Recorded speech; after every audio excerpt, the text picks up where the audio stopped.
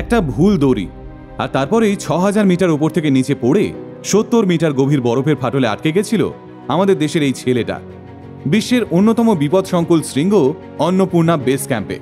সেই base camp অভিযানে গেছিলেন বছর 35-এর এই পর্বতারোহী, তাও আবার বিনা অক্সিজেন সাপোর্টে। কিন্তু একটা ভুল দড়ি বেছে নেওয়া কাল হলো এই পর্বতারোহীর, যার ফলে টানা 72 ঘন্টা আটকে থাকতে হলো অন্নপূর্ণার ক্রেভাসে, মাইনাস টেম্পারেচারে, খাবার ছাড়া, জল ছাড়া।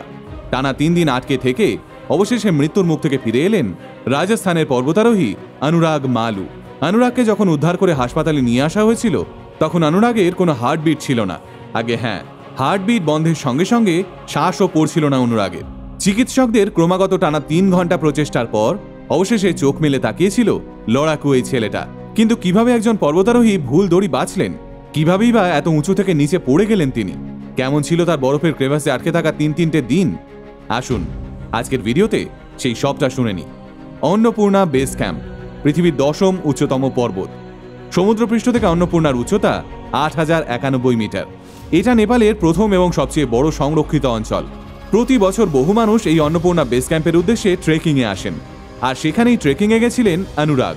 লক্ষ্য করলে দেখবেন, মিরাকেল এই শব্দটা 4 অক্ষরের একটা ছোট্ট শব্দ হলেও কখনো কখনো কোনো মানুষের এই একটা শব্দই জীবনের মোড় ঘুরিয়ে দেয়। অনুরাগ যেদিন সামিট ক্যাম্প থেকে অন্নপূর্ণার উদ্দেশ্যে ট্রেকিং শুরু করেছিলেন, তখনও তিনি জানতেন না সামনে তার জন্য ঠিক কি অপেক্ষা করছে। এর আগেও বহু জায়গায় ট্রেকিং করেছেন অনুরাগ, তাই ভয় পাননি তিনি। সামিট ক্যাম্প থেকে কোনো কৃত্রিম অক্সিজেনের সাহায্য ছাড়াই সাহসী অনুরাগ ট্রেকিং শুরু করেছিলেন। প্রথম দিকে যখন হাঁটতে শুরু করেন, তখন অবশ্য কৃত্রিম অক্সিজেনের দরকার পড়েনি তার, তাই কনফিডেন্স আরও বেড়ে গেছিল অনুরাগের। আর এই কনফিডেন্সটাই অনুরাগকে বিপদের মধ্যে ঠেলে দিয়েছিল। অনুরাগ ঠিক করেছিলেন অক্সিজেন সাপোর্ট ছাড়াই তিনি ট্রেক করবেন। কিন্তু দুঃখের বিষয়, ট্রেক শুরু করার 3 ঘন্টা পেরোতে না পেরোতেই অসুস্থ হয়ে পড়েন অনুরাগ। শুরু হয় প্রবল শ্বাসকষ্ট। ততক্ষণে অনুরাগ 7600 মিটার উচ্চতায় পৌঁছে গেছেন। এই উচ্চতায় পৌঁছানোর পরেই ধীরে ধীরে শরীর ছেড়ে দেয় অনুরাগের, হাঁটার গতিও কমে আসে তার। অনুরাগের এই অবস্থা দেখে শেরপা প্রমাদ গোনেন, তৎক্ষণাৎ অনুরাগকে এগোতে বারণ করেন, কারণ এই শরীরে আরও এগোলে আর নামার ক্ষমতা থাকবে না অনুরাগের। শেরপার কথা শুনে অবশ্য নামতে শুরু করেন অনুরাগ। ক্যাম্প 4 পেরিয়ে ক্যাম্প 3 পর্যন্ত নাকি ভালোভাবেই নেমে আসেন তিনি, আর তারপরেই ঘটে যায় বিপদ।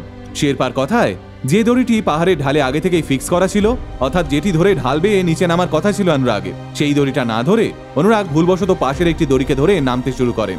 কিন্তু দুর্ভাগ্যবশত সেই দড়িটি কোনো পর্বতারোহী নামার জন্য ছিল না, বরং সেটি ছিল পর্বতারোহীদের জিনিসপত্র উপরে তোলার জন্য ছোট্ট একটা রোপ। আর সেই রোপের শেষেই অনুরাগ পড়ে যান দড়ি থেকে। এরপর অনুরাগের সঙ্গে সমস্ত যোগাযোগ বিচ্ছিন্ন হয়ে যায় বাকিদের। তড়িঘড়ি খবর যায় সামিট ক্যাম্পে। অনুরাগকে খুঁজতে হেলিকপ্টারও পাঠানো হয়, কিন্তু খুঁজে পাওয়া যায় না অনুরাগকে। 3 দিন পর খোঁজ মেলে অনুরাগের। খোঁজ মিলতেই যুদ্ধকালীন তৎপরতার সঙ্গে সেখানে গিয়ে পৌঁছয় উদ্ধারকারী টিম। ক্রেভাসের ভেতর আটকে পড়ার সময় অনেক কিছুই রেকর্ড করেছিলেন অনুরাগ। তখনও কিছুটা চার্জ অবশিষ্ট ছিল অনুরাগের ক্যামেরায়। অনুরাগ জানতেন কেউ না কেউ তাকে ঠিক উদ্ধার করতে আসবে, কিন্তু 24 ঘন্টা কেটে যাওয়ার পরেও কাউকে দেখতে না পেয়ে শারীরিকভাবে ভেঙে পড়তে শুরু করেন অনুরাগ। এরপর ক্যামেরায় পরিবারকে হাসি মুখে বিদায় জানিয়ে একটা ভিডিও তৈরি করেন তিনি। আসলে অনুরাগ বুঝতে পেরেছিলেন হাতে আর বেশি সময় নেই, কিন্তু কথায় আছে না, রাখে সৃষ্টিকর্তা তো মা রেখে, তাই বেঁচে ছিলেন অনুরাগ। উদ্ধারকারী টিম যখন সেই বরফের গভীর ফাটলের ভেতর ঢুকে তার কাছে পৌঁছয়, তখন আপাদমস্তক বরফে ঢেকে গেছেন তিনি। তারপরে তড়িঘড়ি কাঠমান্ডুর হাসপাতালে পাঠানো হয় তাকে। এরপর 10-12 দিন কোমায় ছিলেন অনুরাগ। তারপর দিল্লির এইমস হাসপাতালে এসে অনুরাগের কয়েকটা অস্ত্রোপচারও হয়।